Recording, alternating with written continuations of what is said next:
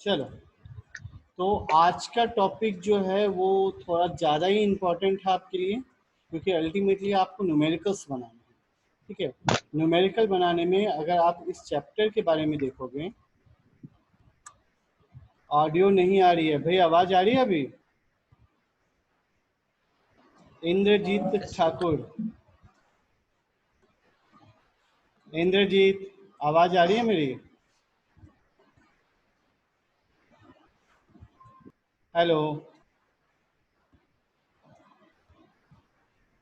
इंद्रजीत, आवाज़ आ रही है मेरी?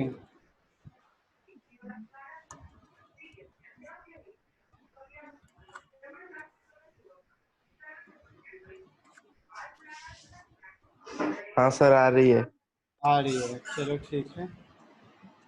चलिए स्टार्ट करते हैं।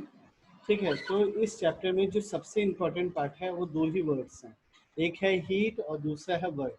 ठीक है, तो लास्ट टाइम मैंने आपको एक वीडियो बताया था जिसमें ये बताया था कि हीट और वर्क में एक रिलेशन होता है। रिलेशन क्या है? ठीक, रिलेशन क्या है? तो रिलेशन ये है कि मैंने जो आपको ये पेज भेजे हैं, ठीक है, डाउनलोड किया हुआ पेज भेजा है, इसमें पेज नंबर 24 पे जाना है। सॉरी 24 नहीं है ये, आई थिंक 20, एक मिनट होता है, ये है। ठीक है, ये डायग्राम आपको ये बताता है कि अगर एज एन, मतलब मैं अपनी बात कर रहा हूँ या मैं तुम्हारी बात कर रहा हूँ, एक इंडिविजुअल पर्सन की बात करते हैं कि ये जो सिस्टम है, अब यहाँ पे मिस्टर कोई एक्स खड़ा है। ठीक है, तो अगर ये एक्स अगर सिस्टम है, तो ये जब सिस्टम अगर सराउंडिंग पे वर्क करेगा तो हमेशा याद रखना वो हम पॉजिटिव लेंगे। ठीक, सिस्टम अगर वर्क करेगा then it is consider as positive, और अगर सिस्टम के ऊपर कोई वर्क करेगा तो उसे हम लोग निगेटिव लेंगे। ठीक है, याद रहेगा। चलिए इसी का उल्टा वाला पार्ट देखते हैं। अगर अगर ये मेरा सिस्टम है और यहाँ पे वर्क की जगह में अगर हीट वर्ड यूज करता हूँ, तो अगर हीट सिस्टम से बाहर जाएगा तो वो हमारा निगेटिव होगा। ठीक, इसका उल्टा। और अगर सिस्टम के अंदर में कोई हीट सप्लाई करेगा तो हमें उसको पॉजिटिव करना है। ठीक है, सिस्टम से वर्क दिया जाएगा पॉजिटिव, सिस्टम पे कोई वर्क करेगा निगेटिव। सिस्टम में अगर हीट मिलेगा तो पॉजिटिव, और सिस्टम से अगर, मतलब सिस्टम में हीट मिलेगा तो पॉजिटिव, और सिस्टम पे अगर कोई वर्क करेगा तो वो निगेटिव। क्लियर? चलिए, अब इसके बेसिस पे आपके वर्क डन पे बहुत सारे फॉर्मूलेज हैं जो आपको लिखना है। केवल फॉर्मूला लिखना है, उसका एप्लीकेशन पार्ट आप मेरे ख्याल से मैक्सिमम टाइम पढ़े हुए हैं। ठीक है, जैसे पहला ये देखो, पहला वर्ड लिखता है डिस्प्लेसमेंट वर्क और पी डी वी वर्क। ठीक है, मतलब क्या बोल रहे हैं कि अगर ये एक पिस्टन है, पिस्टन सिलेंडर अरेंजमेंट दिया हुआ है जिसके अंदर का प्रेशर फिक्स है और इसका वॉल्यूम V1 से V2 वैरी करता है, तो आपका जो वर्क होगा वो वर्क का फॉर्मूला होगा फोर्स इनटू डिस्प्लेसमेंट। अच्छा, फोर्स क्या होता है? तो फोर्स होता है, मतलब एक्चुअली प्रेशर होता है, pressure is equal to force per unit area. तो अगर फोर्स निकालना होगा तो प्रेशर मल्टीप्लाई में आ जाएगा, तो फोर्स इज इक्वल टू क्या होगा? Pressure into cross section area into displacement. तो इस चीज को हम लोग ने लिखा P इंटू ए इंटू डी एक्स। ठीक है, अब A इंटू डी एक्स क्या होता है? तो इट इज कॉल्ड वॉल्यूम। तो यहाँ पे चेंज इन वॉल्यूम फॉर्मूला बना, अगर वर्क डन आया with respect to pressure and volume, तो आपका जो इक्वेशन बनेगा वो होगा P, जो कांस्टेंट प्रेशर है P, into change in volume. Clear? तो आप अपनी नोटबुक में सबसे पहला फॉर्मूला लिखिए। फॉर्मूला क्या होना चाहिए? टॉपिक होगा डिस्प्लेसमेंट वर्क और पी डी वी वर्क, और पहला फॉर्मूला लिखेंगे डेल्टा, या डायरेक्ट लिखोगे W is equal to P into D V और P into V one minus V two. Clear? ये लिख लीजिए। ये देखो, यहाँ पे उसने आगे एक्सप्लेन किया है क्या, कि अगर इंटीग्रेशन V1 से V2 के बीच में होगा तो फॉर्मूला बनेगा P into V two minus P। ठीक है, फाइनल माइनस इनिशियल। ठीक है। अब इस चीज को यहाँ पे अभी एक न्यूमेरिकल आप करोगे तो वहाँ पे ये फिगर आपको काम आएगा। तो पहले मैंने बताया था क्विसिस्टैटिक प्रोसेस। क्या होता है भाई क्विसिस्टैटिक प्रोसेस? तो आपको याद होगा तो मैं बता दूं कि क्विसिस्टैटिक प्रोसेस में वो बोला जाता है कि सिस्टम इतना स्लो डाउन वर्क करता है कि वो हर एक स्टेज पर एक अपना इक्विलिब्रियम मेंटेन रखे। तो जो हमारा वर्क डन हुआ है वो वर्क डन हुआ है 1 से 2।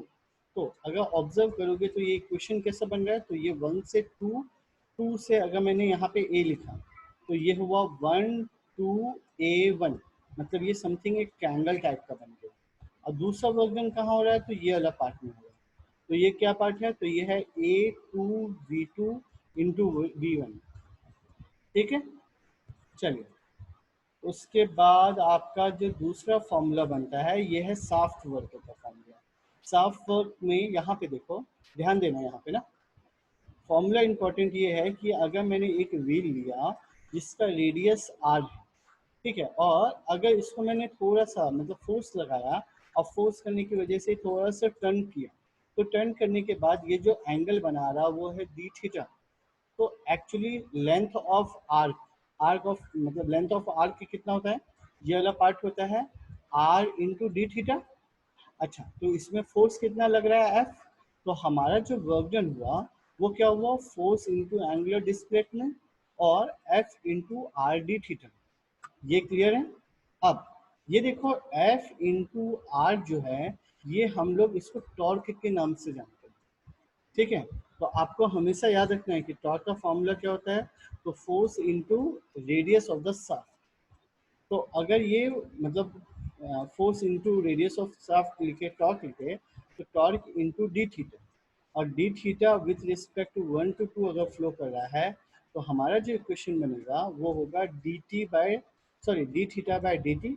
और ये D theta with respect to time अगर हम लोग इसको डिफरेंट सॉरी इंटीग्रेट करेंगे तो ये जो होगा ये ओमेगा से डिनोट हो जाएगा। मतलब पहला ये हमारे पास टॉर्क आया और दूसरा बाद में उसने ओमेगा रखा। और ओमेगा की वैल्यू क्या होती है, तो 2πm/60। अपना पेन और कॉपी दोबारा उठाओ। अब सेकंड फॉर्मूला लिखो, सॉफ्ट वर्क का।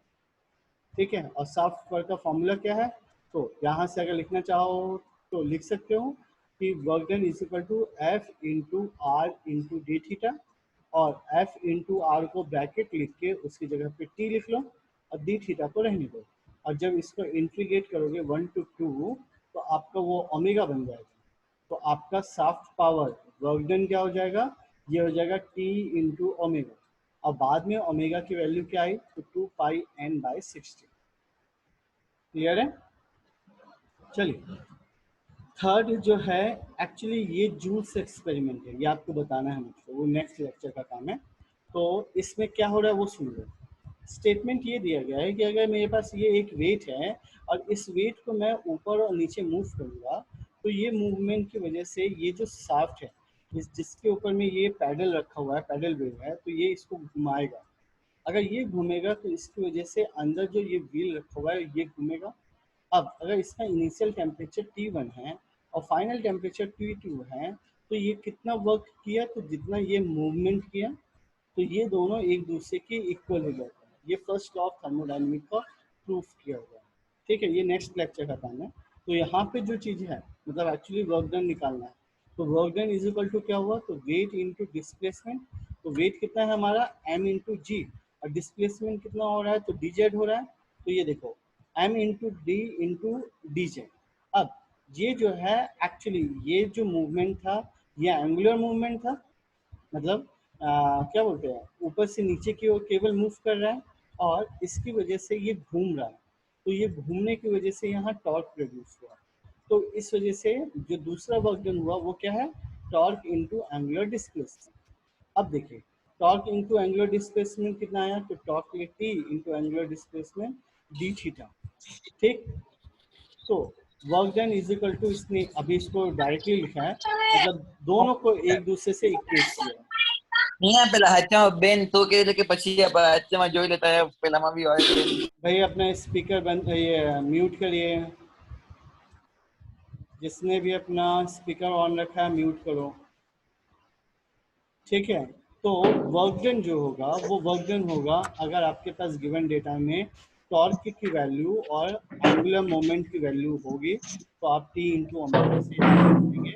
और अगर मास दिया हुआ है, एक्सीलरेशन ड्यू टू ग्रेविटी दिया हुआ है और डिस्टेंस दिया हुआ है, मतलब हाइट वैल्यू दी हुई है, तो उसके बेसिस पे भी आप वर्क डन निकाल सकते हैं। ठीक है। तो ये जनरली आपको पता है, इसलिए तीसरा फॉर्मूले में आप लिख सकते हो कि paddle wheel work, paddle wheel work में work done is equal to T into D theta is equal to M into G into D H. ठीक है। चलिए अब आता है इलेक्ट्रिकल वर्क। तो इलेक्ट्रिकल वर्क के लिए अगर मेरे ख्याल से आपको ओम्स लॉ याद होगा। ओम्स लॉ क्या कहता है? तो V is equal to I R, और R मतलब अगर मैं I इज इक्वल टू क्या लिखूंगा तो ये लिखूंगा V अपॉन R।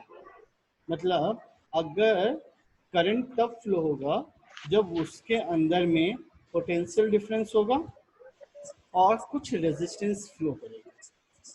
क्लियर है?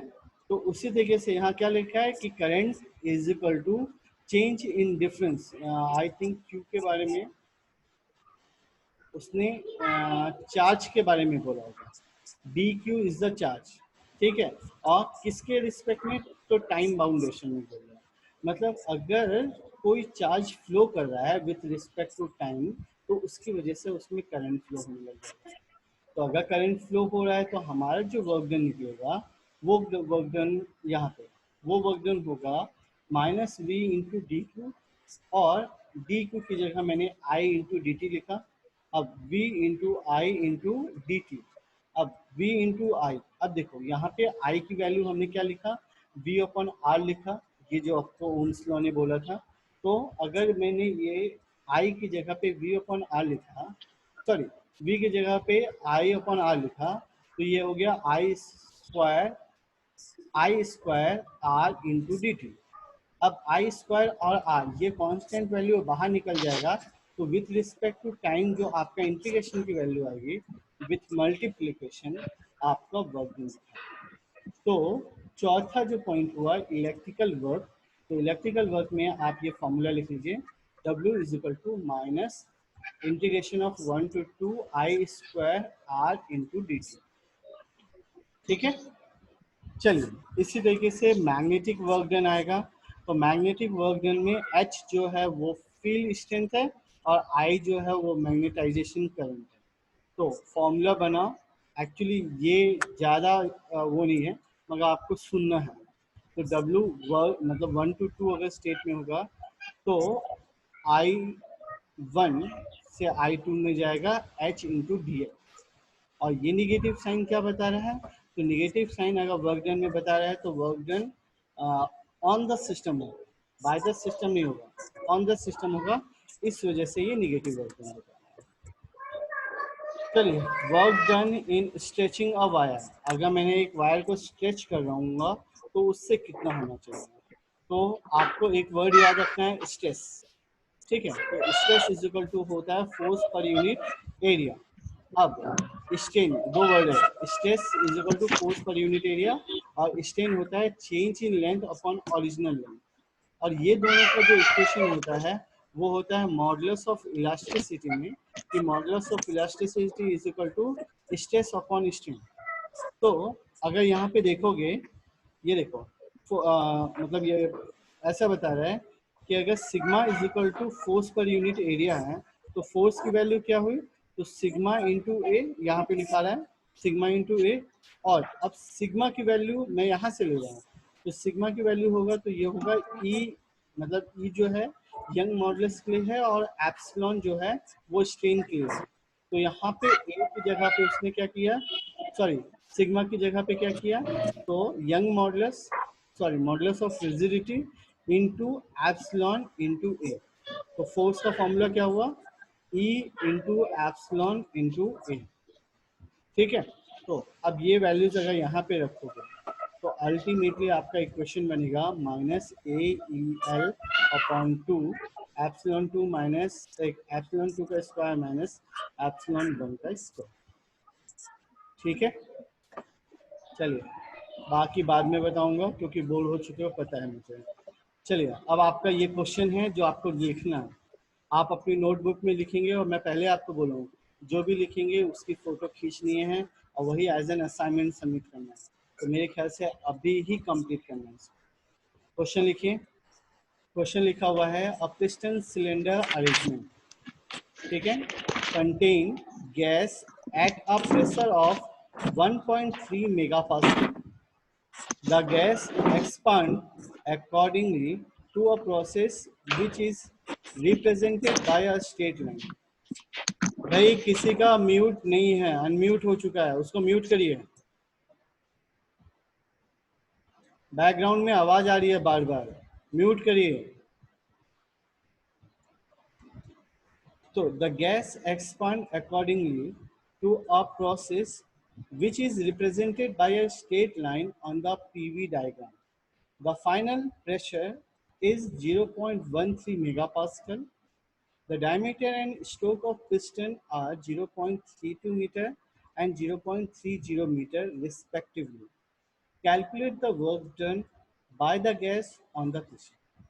देखो, लास्ट टाइम मैंने आपको इजी पढ़ाया था इसलिए वहाँ पे न्यूमेरिकल पार्ट नहीं आए थे। तो हमेशा याद रखना, भाई सभी को बोल रहा हूँ, जब भी आपका न्यूमेरिकल पार्ट आता है तो आपका जो ट्यूबलाइट है वो फ्यूज हो जाता है, क्योंकि पहली बार आप जैसे क्वेश्चन पढ़ते हैं आपको क्वेश्चन कभी क्लियर नहीं होता है। तो आपको हमेशा याद रखना है कि क्वेश्चन को आइदर 2, 3 और 4 बार पढ़ना है। तो पहला क्वेश्चन जब पढ़ोगे तो कुछ भी समझ में नहीं आएगा, दूसरी बार जब पढ़ोगे तो ये दिखेगा कि ओके ये पिस्टन सिलेंडर अरेंजमेंट दिया हुआ है, तो आपको थोड़ा सा पिक्चर समझ में आएगा कि अच्छा पिस्टन भी है सिलेंडर भी है, डायग्राम कैसा चल रहा है। अब क्या बोल रहा है, contain a pressure of 1.3 megapascal, मतलब हाईएस्ट प्रेशर दे रहा है 1.3 मेगापास्कल। अब बोलोगे सर ये पता नहीं चला हाईएस्ट है कि लोएस्ट है। तो जब आपने पुराना मतलब वो जो दूसरा वाला पढ़ा तो वो देखो फाइनल प्रेशर लिखा हुआ है 0.13 मेगापास्कल। तो आपको अगर याद है तो आप जब ग्राफ बनाते हो तो ग्राफ में जो कम वैल्यूज होती है वो नीचे होती हैं, जो हायर वैल्यूज होती है वो ऊपर। इस बेसिस पे मैंने बोला कि यह हाईएस्ट प्रेशर दिया हुआ। क्लियर? चलिए, the gas expand according to the process, मेरे ख्याल से यहाँ पे दिया हुआ है, एक्चुअली वो भी बाद में दिखाएंगे। तो ये लिखा हुआ है P1 की वैल्यू, तो आपने क्या किया P1 is equal to 1.3 megapascal लिख लिया। अब देखो gas expand by a straight line, the final pressure is 0.13 megapascal. तो अगर मैंने इसको P1 लिखा है तो ये मेरा जो आया वो P2 की वैल्यू आ गई। अब diameter and stroke of piston, तो डायमीटर के लिए मैंने वर्ड यूज किया D, तो D की वैल्यू आई 0.32 मीटर और स्ट्रोक लेंथ की वैल्यू L से डिनोट करूंगा, तो L की वैल्यू आई 0.30 मीटर रिस्पेक्टिवली। ठीक, ये आपका दूसरा स्टेप है। पहला स्टेप क्या, 3 से 4 बार आपको क्वेश्चन पढ़ना है, और दूसरा स्टेप है कि आपको जो लिखा है वो गिवन डेटा लिखते हैं। अब तीसरा स्टेप गांठ बांध लीजिए, जब भी आप गिवन डेटा लिखें तो आप ऑब्जर्व करो कि क्या सारी यूनिट्स एक जैसी हैं।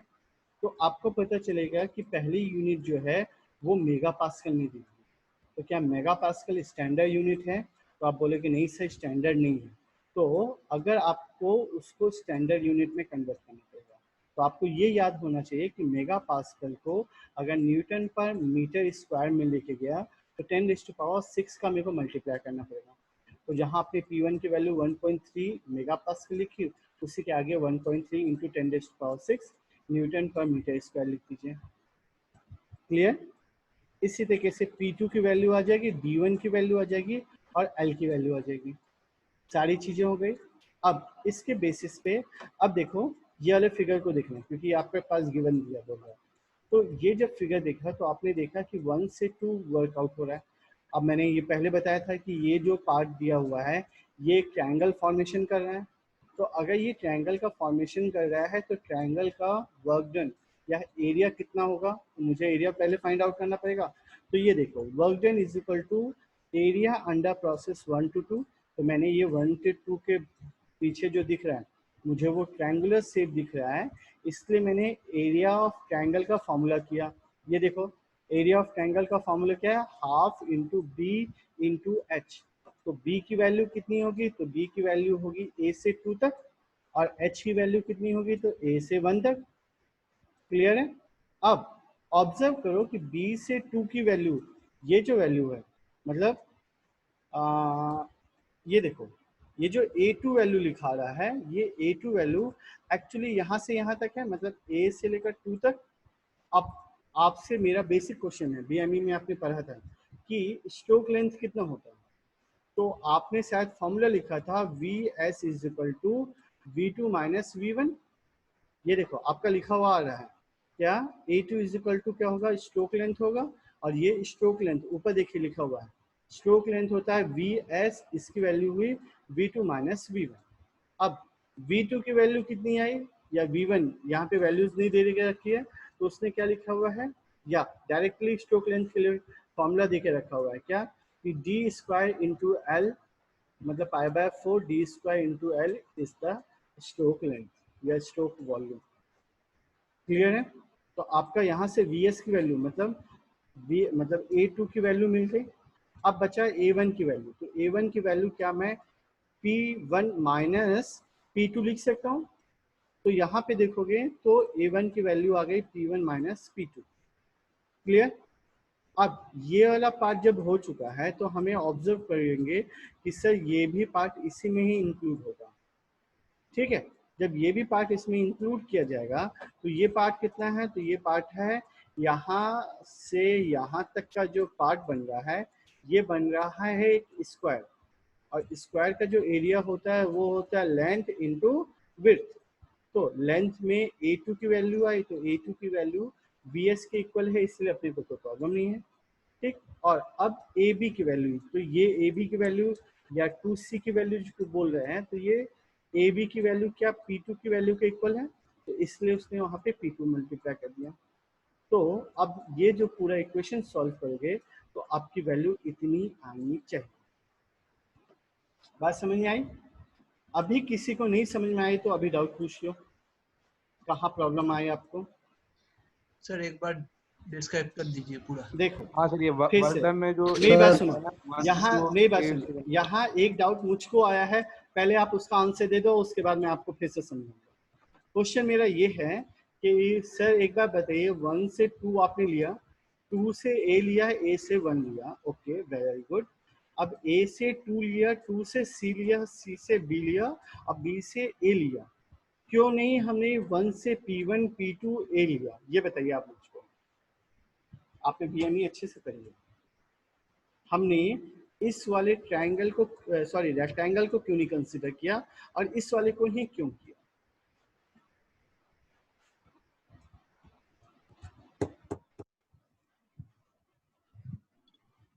जल्दी, आपको आई थिंक एक वर्ड पता है क्लियरेंस वॉल्यूम करके, क्या होता है clearance? Sir volume, sir piston के ऊपर जो वॉल्यूम खाली रहता है ना, बिल्कुल सिलेंडर के ठीक है, ऊपर, पिस्टन और वेरी गुड, सिलेंडर के बीच। हाँ उसको हम क्लियरेंस वॉल्यूम बोलते हैं।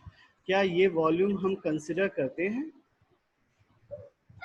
हाँ सर करते हैं। एक्चुअली नहीं करते हैं। मतलब जब हम स्ट्रोक लेंथ की बात निकालते हैं ना, तो हमेशा stroke length v2 minus v1 यहाँ तक का ही लेते हैं। ये वाला पार्ट जो है ना वो कंसिडर नहीं करते हैं। और कंसिडर क्यों नहीं करते हैं कि एक्चुअली होता क्या है, पिस्टन जो है केवल यहीं तक मूव करता है, 1 तक मूव करता है, पिस्टन इसके आगे नहीं जाता है।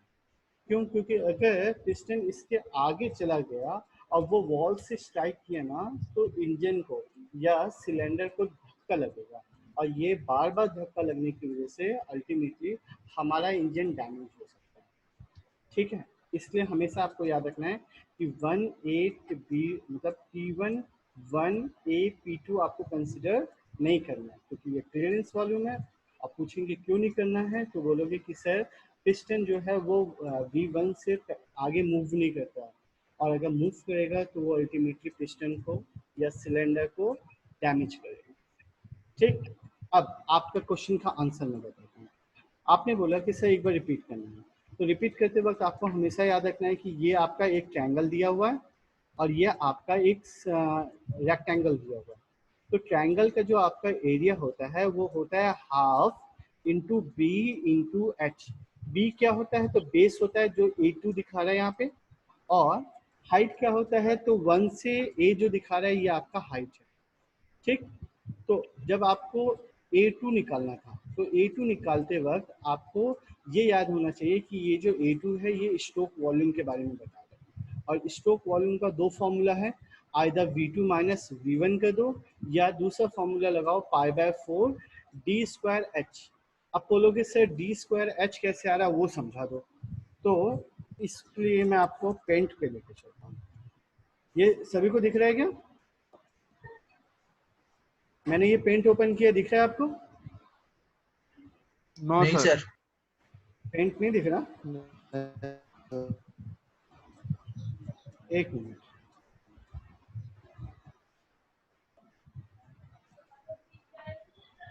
अब दिखा? हाँ सर, हाँ अब दिख सर। गया। सर ठीक है, अगर आपको दिख रहा है तो आपको ये पता होगा कि आपका ये पिस्टन होता है ना? देखा है कभी पिस्टन?